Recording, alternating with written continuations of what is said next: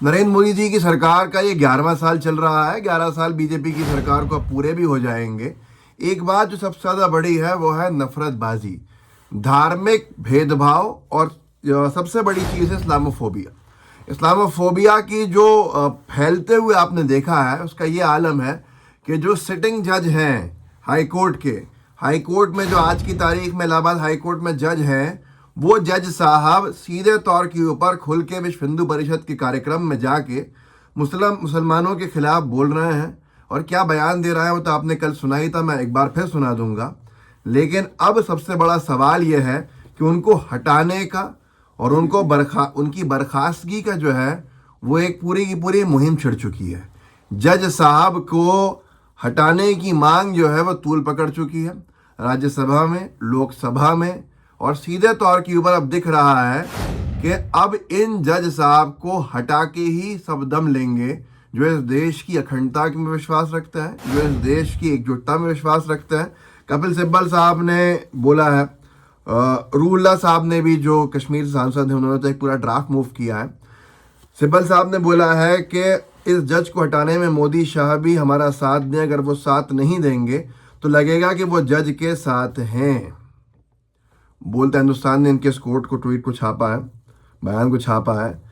सीधे तौर के ऊपर ये चुनौती दी है कपिल सिब्बल साहब ने कि अगर जज साहब को, ऐसे जज साहब जो सीधे तौर के ऊपर बहुसंख्यकों के हिसाब से कानून चलाने की बात कर रहे हैं, जो मुस्लिम समाज के लोगों को कटमुल्ला कह रहे हैं, ऐसे जज को हटाने की जो मुहिम छिड़ी है, कपिल सिब्बल साहब ने कहा है कि अगर इनको हटाने में मोदी और शाह ने साथ नहीं दिया तो ये समझ में आएगा कि ये उनके साथ हैं। अब बड़ा सवाल है, बड़ा विषय है। या सबसे बड़ी बात यह है कि क्या हो गया है आज जज साहब कह रहे हैं। मैं जज साहब का बयान सुनाऊंगा, आप खुद शर्मिंदा हो जाएंगे।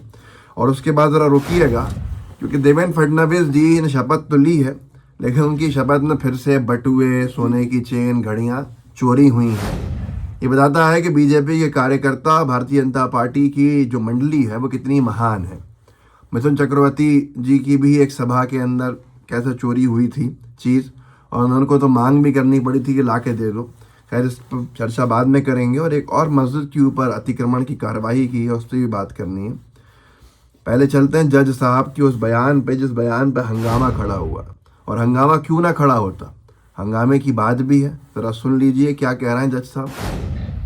लेकिन जो कठमुल्ला है, जिसे कह लीजिए आप, शब्द गलत है, लेकिन कहने में गुरेज नहीं है, क्योंकि वो देश के लिए घातक हैं, बिगाड़ने वाले लोग हैं, जनता को भड़काने वाले लोग हैं, देश आगे ना बढ़े इस प्रकार के लोग हैं।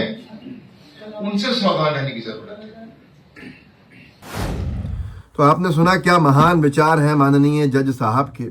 इससे और ज़्यादा विचार हैं उनके, तो उन्होंने तो क्या क्या कहा। और हैरानी की बात यह है कि सिटिंग जज, सिटिंग का मतलब होता है वर्तमान में जज हैं, रिटायर्ड नहीं हुए हैं, वो जज साहब, हाई कोर्ट के जज साहब, कितने बड़े बड़े फैसले जिनको करने होते हैं और रोज़ करते हैं।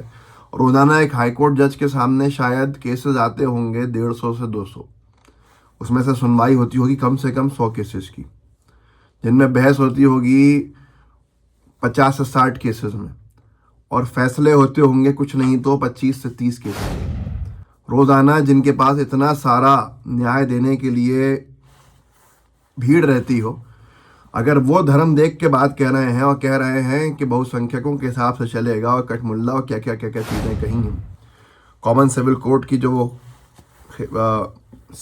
समर्थन कर रहे हैं, उससे साफ समझ में आता है कि आज कितना बड़ा विषय खड़ा हो गया। हर एक कह रहा है कि इनको हटाना चाहिए। एनसी के सांसद रूहुल्लाह साहब, उन्होंने तो मूव किया है सिग्नेचर के लिए ड्राफ्ट इनके इम्पीचमेंट के लिए। एक वकील हैं करुणानंदी युवा वकील हैं, उन्होंने कहा है इस जज पर नफरत फैलाने वाले भाषण के लिए मुकदमा चलाया जाना चाहिए और पद छोड़ने के लिए कहा जाना चाहिए।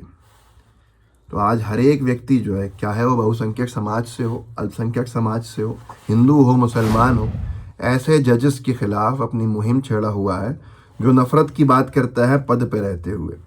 तो ये तमाम चीज़ें हैं जिनके ऊपर कई सारे सवाल हैं।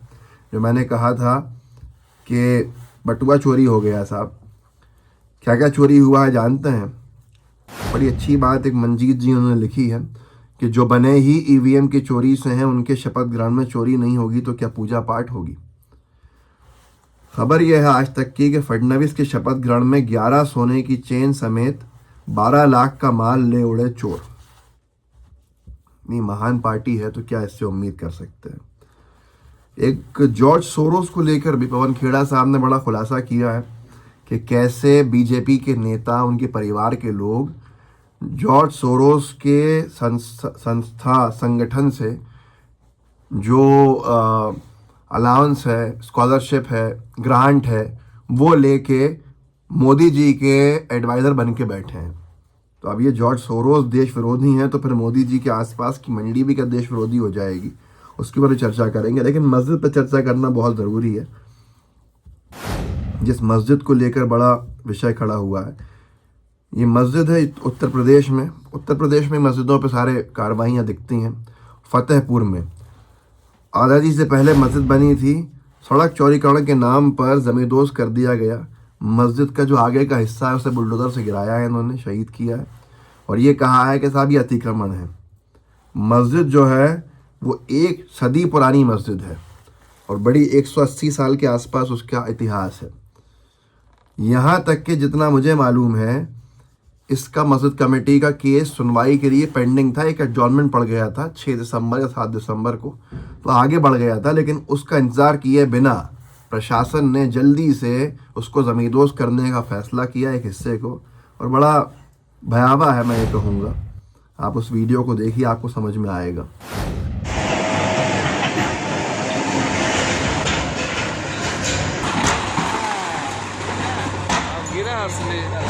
बनाए हो ना, ये भेजना हमको जल्दी से।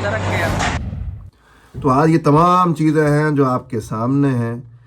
चोर उचक्के बीजेपी की सभाओं में हैं। मिथुन चक्रवर्ती की भी जो है वो हर चीज़ के बटुआ मार लिया गया था और ये सभा शायद झारखंड की थी, वो तो अपील भी कर रहे थे। तो ये तमाम चीज़ें हैं जिसको लेकर कई सारे सवाल है।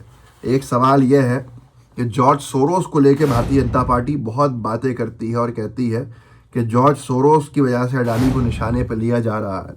जॉर्ज सोरोस यूएस के एक बड़े उद्योगपति हैं जिनके बारे में बीजेपी का कहना है कि ये देश विरोधी गतिविधियां भारत में कराते हैं। ऐसा बीजेपी का आरोप है, क्योंकि जो भी कोई इल्ज़ाम लगाएगा, कोई पोल खोलेगा बीजेपी के मित्र मंडली की, तो वो देश विरोधी पहले ही घोषित कर दिया जाएगा। अब नया खुलासा ये है, पवन खेड़ा साहब का कहना है कि विदेश मंत्री जो हैं डॉक्टर एस जयशंकर के बेटे, वो जॉर्ज सोरोस की संस्थाओं से उनके क्या रिश्ते हैं उसके बारे में जनता जान चुकी है।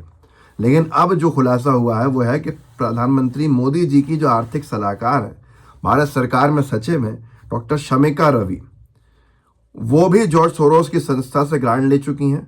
डॉक्टर शमिका रवि तमिलनाडु के गवर्नर RN रवि की बेटी हैं। अब सवाल यह है कि क्या पीएम मोदी जॉर्ज सोरोस की संस्था से ग्रांट लेने वाली डॉक्टर शमिका रवि और एस जयशंकर राज्यपाल RN रवि का इस्तीफा लेंगे?